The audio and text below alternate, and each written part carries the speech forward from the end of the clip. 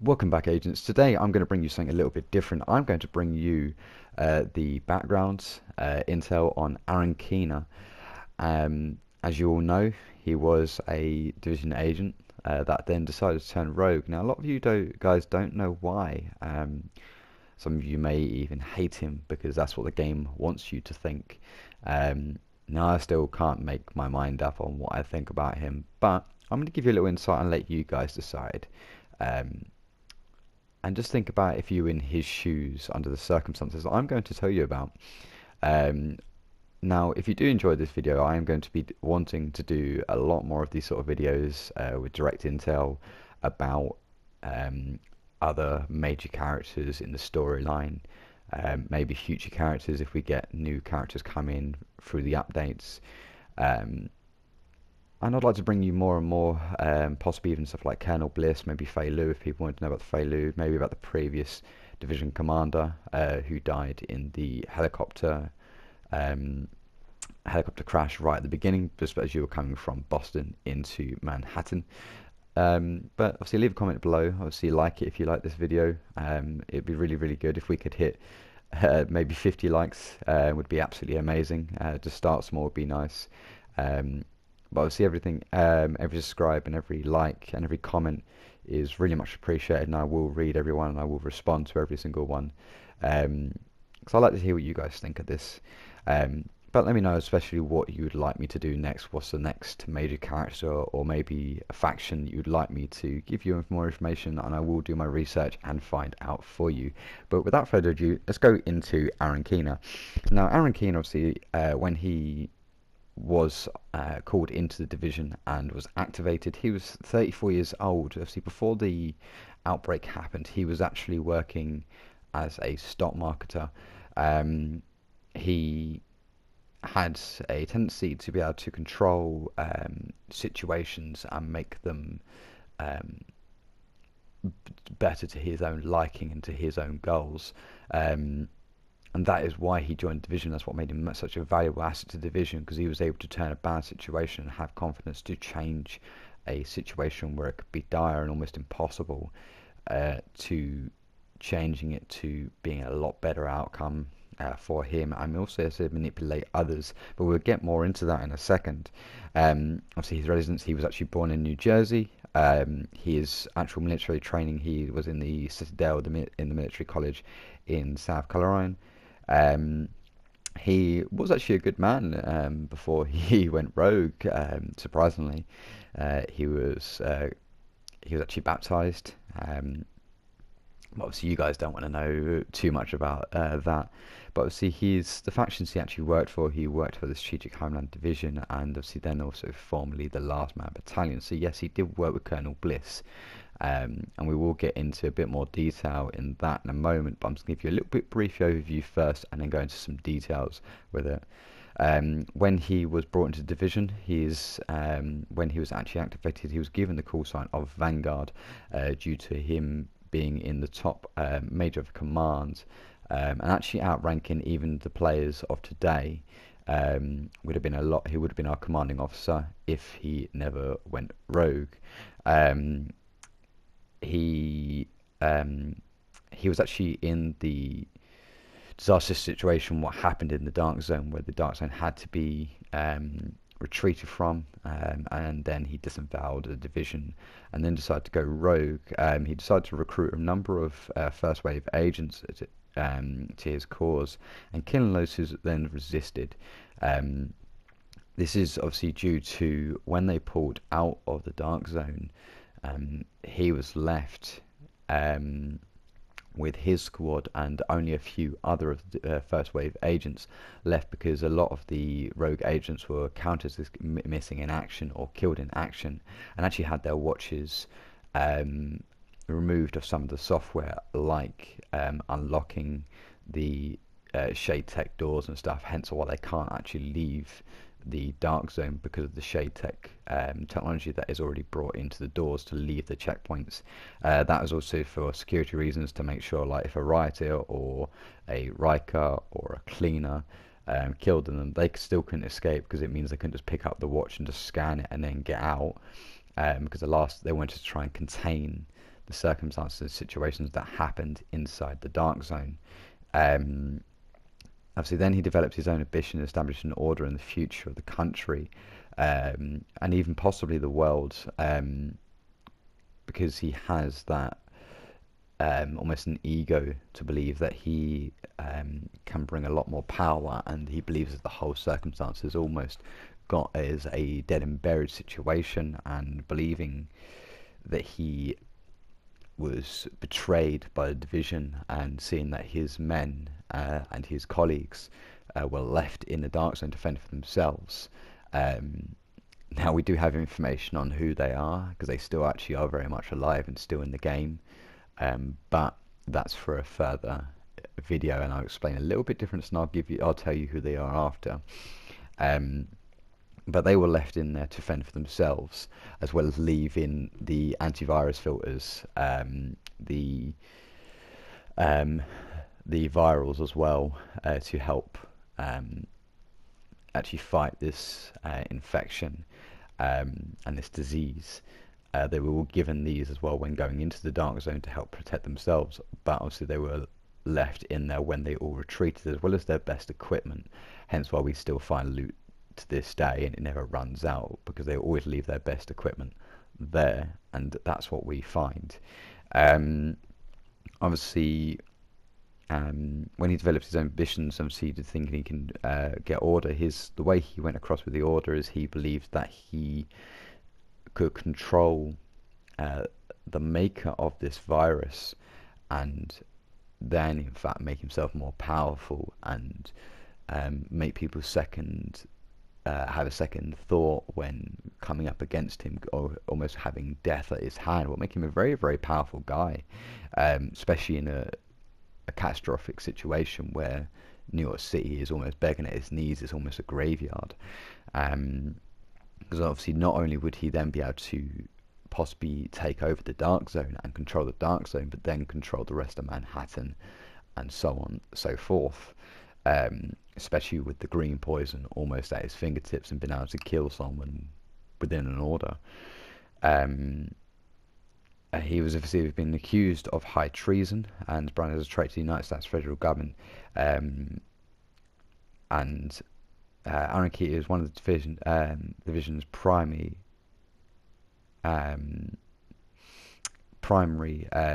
threats, with him recruiting a lot of the first wave agents. As I said, the first wave agents were given one technology above ourselves, and that was hacking devices. What is a very, if we had it to this day, I know it would be very, very annoying for PvP and PvE if you could sit there and hack someone else's equipment. I mean, thank God kind of we haven't got that, but as you know from when you faced agents, rogue agents in the Dark Zone, Underground and everywhere else, even with the LMB, you've realised that they can hack your stuff, and that becomes very, very annoying and very, very irritating, because then you've wasted your skills. Obviously, but then let's go a little bit further back. So I am going to give you a little bit of background, but I will try not to bore you guys.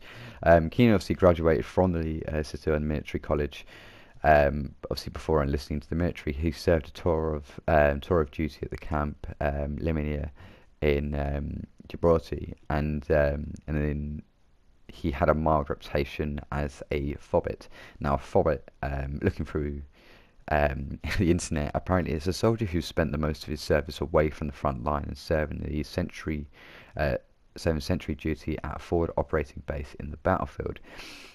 Keener is noted to have combined his military experience and decision-making skills to achieve an extensive success in his private sector in the division. Upon leaving the military, Keener took up a job in the futures trader on Wall Street, to help obviously cover who he really was and who he was really working for. And obviously this is because he was able to be adaptable, he was able to be confident, as you can probably see by a lot of his recordings and a lot of his video clips that you've caught him on. To go against the government and kill off its agents, even at the beginning when the player, yourselves, even me, have entered from Boston, he kills your commander by shooting down the helicopter with you, failure and your commander in. Now, if you ask me, that shows a lot of cojones, especially going against the agents that will be coming for you. Um, Obviously, he was had a lot of these skills and decision making. Obviously, so what makes him a very, very powerful leader. Um, this looking a bit further into him as well. Um, Kina never had a knack as well for being settled. He never was happy. In this, also, he was twice divorced, but however, still maintains a friendly relationship with both his ex and wives before the outbreak. Um, and apparently, one of them describes Kina as being very, very too much work to keep up with. I'm guessing that's because of his ego and the way that he wants to thrive and become better than the other man. Obviously, with the when the outbreak came out, obviously he was activated, obviously, to try and prevent green poison from spreading any further. One of his first objectives was given by the division was to secure the known world of Dark Zone, as the Dark Zone now constructed. It was constructed to contain the infected citizens. However, Sarah and GTF lost control of the Dark Zone, and quickly after that and ordered all forces to pull out at all costs, including Keenan and his fellow first wave agents, forcing them to leave behind expensive equipment, as I said, and obviously, or any hope of establishing order in that area. Hence why it's such a war zone now when we head in there. Obviously, because he felt like so disenchanted with his role, obviously being such a powerful asset to the government, and almost feeling completely powerless because that's how they made him feel, he decided that this was not the way to do it.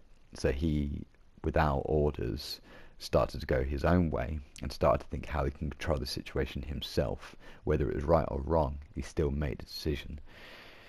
And obviously that's why he decided to start the choice of turning rogues against the division, and hunting down any second waves that tried to come in and stop him from stop his plan from succeeding. He then decided to go and meet Charles Bliss. This happened unexpectedly. And obviously he's the commanding officer of the Last Man Battalion, who we all know. I mean, that's how you get the Bliss holster. As always, you guys are fighting for loot, that's where you're going to get it from. Obviously, Kina wanted to make use of the Last Man Battalion and establish dominance over Manhattan, while Bliss wanted to take advantage of the Kina's shade technology and get advantage over the other factions, because it's still a very, very level battle, because you had obviously the Rikers, you had the Cleaners, you had the Rioters, and then obviously you had the LMB, with LMB being a private military company. They weren't going to be able to gain the sort of foothold that they needed to take over New York City, especially as it's such a big area, mass area, and obviously with the complete outbreak happening, and then also there's been no established control over the Dark Zone. And I believe if any faction could ever get hold of the Dark Zone and control it completely, then they could pretty much rule the city. Obviously, he was also as I said, he was also he was the reason, obviously, we lost our commander and we nearly lost Fei Lu, but obviously she's only injured, but also knocked us unconscious. While he was obviously construction operations in Last Man Battalion, Kina also investigated the outbreak of his own.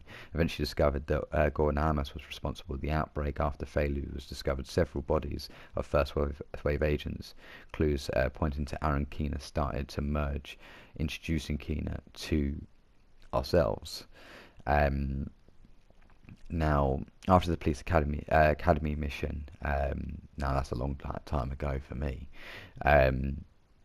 Obviously, we start to actually get first glimpses of Kina and his agents and just what he is quite capable of, and realizing that they still use their shade tech against us. Obviously, we do get a glimpse of CCTV footage, and that is what I will show you now. And then we'll move on further to what happens next.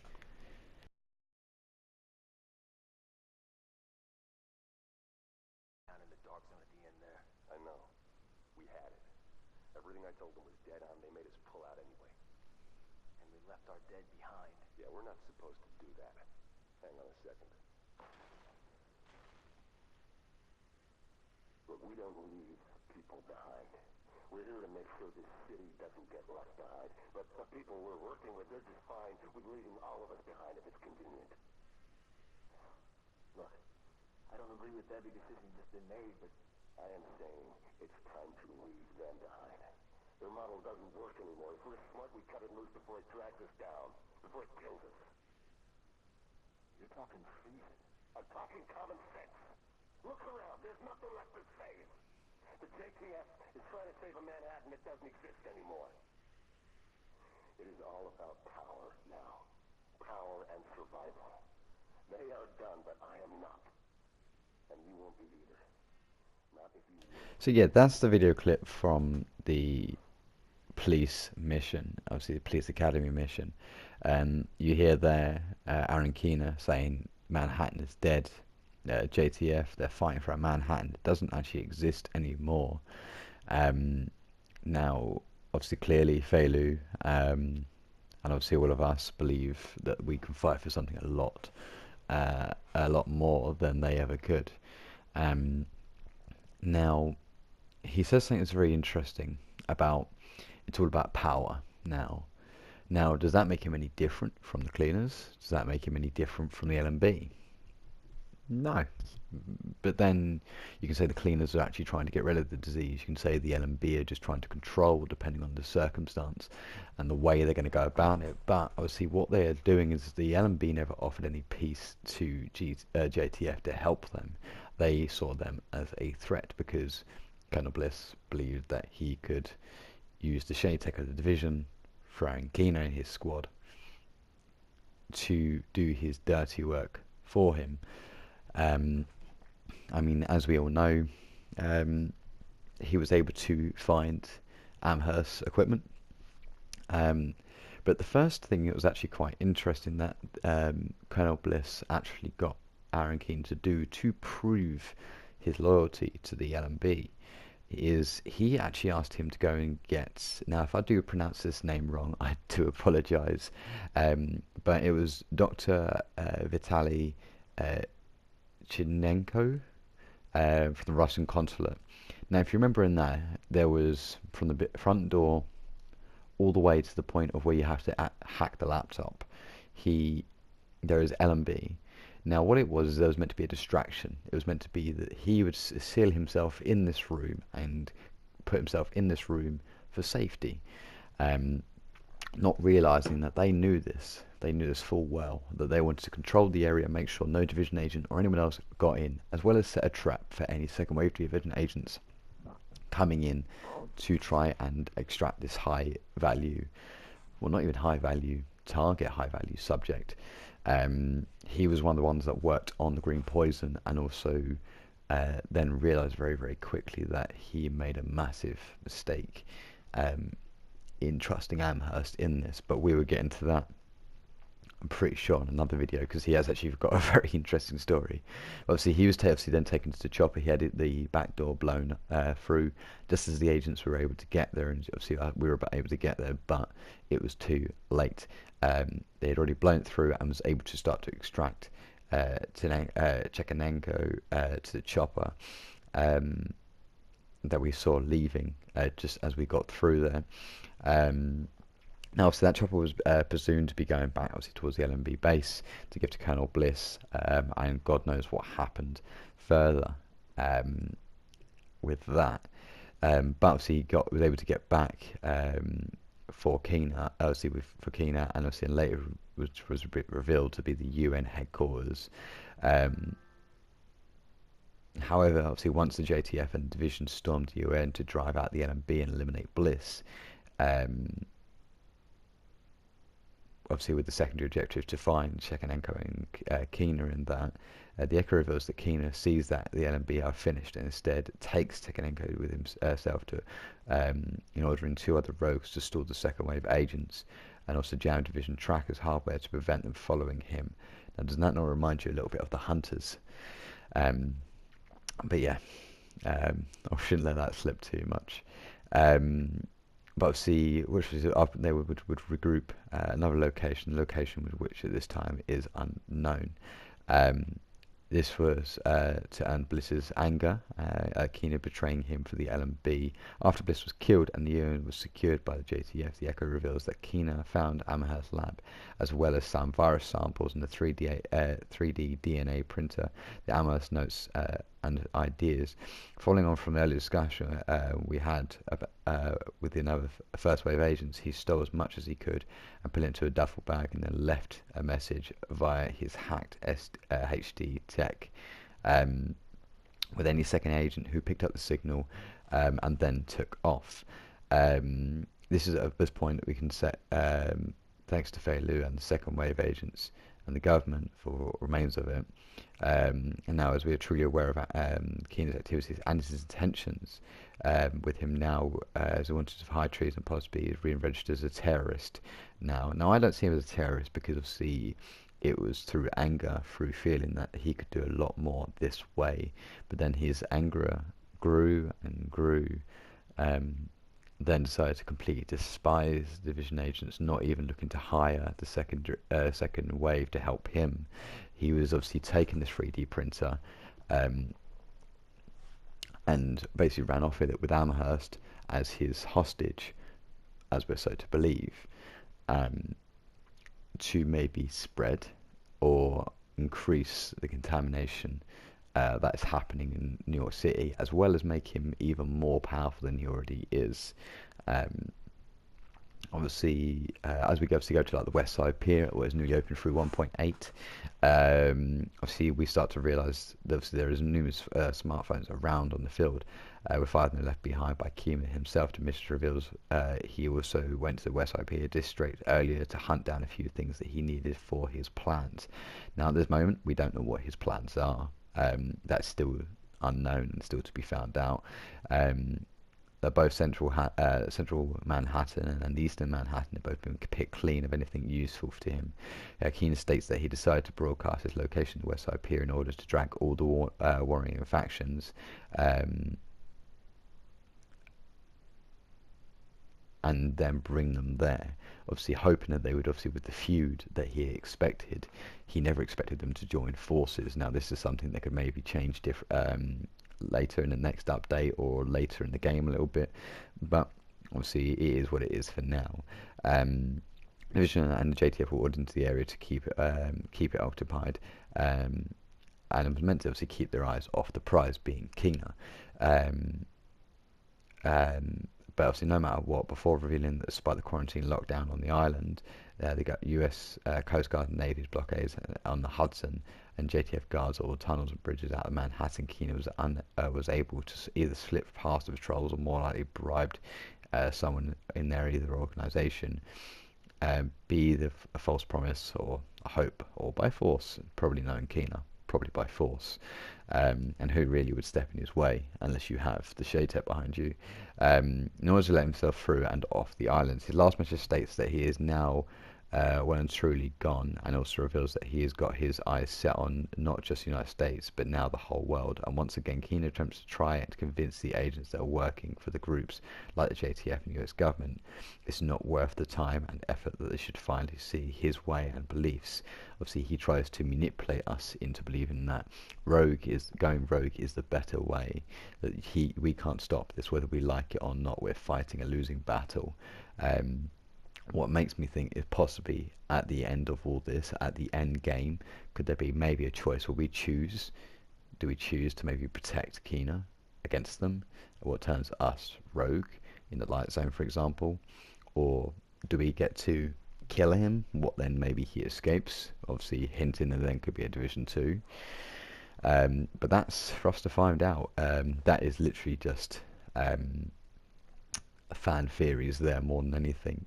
Because if they would get he was able to get out of obviously Manhattan, which in this recent intel has a stronger chance that Keener has now been placed on the US government's most wanted list alongside the most possibility of having an arrest warrant in Interpol.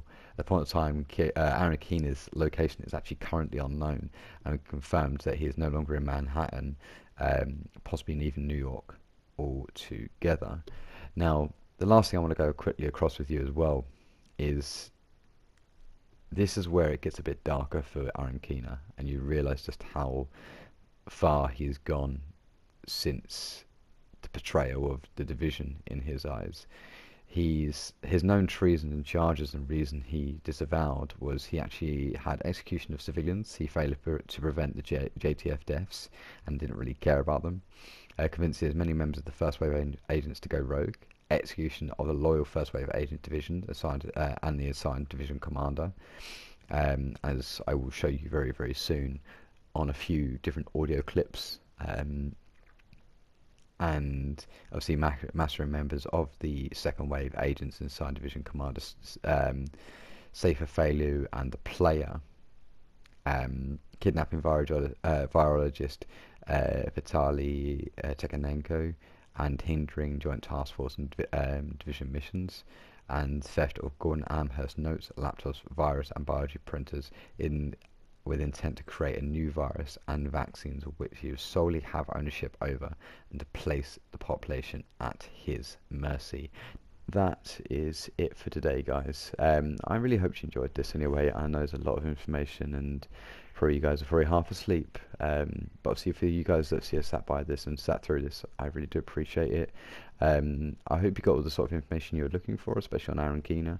There's a few other bits that I've had to miss out, obviously, because it will cut into other videos and other characters a lot more. But I don't mind doing another video or answering any questions that you guys may have. I will hand you proof and a lot of my research, so then you can see that I've actually checked this out for you guys. It's been a lot of hard work doing this video, so obviously is always really appreciated. Subscribe to the channel if you're really into Division or you're new to Division and you want to know about builds, storylines or anything possibly new that's coming up. I am getting some more information in about new possible updates and things that are going to be happening, as well as patches, and I will be warning people of any exploits that people are doing, and especially in the Dark Zone for PvP, that can ruin the Dark Zone. So obviously I will keep you guys up to date as soon as it comes in and as soon as I hear of it or see it for myself. But nevertheless, guys, it's been HuNTErzxMIni with classified intel. I will be bringing you guys more stuff. Obviously, please leave a comment below on what you'd like to hear about next. I will try to go for as many characters as I can, but obviously the most popular I will go with first. I'd like to upload this on a weekly basis and get one of these out, as well as a gameplay either on survival and other game modes. And I'd be more than happy to help you guys farm, grind, show you a few techniques, or even help you with your builds. But until next time, guys, peace.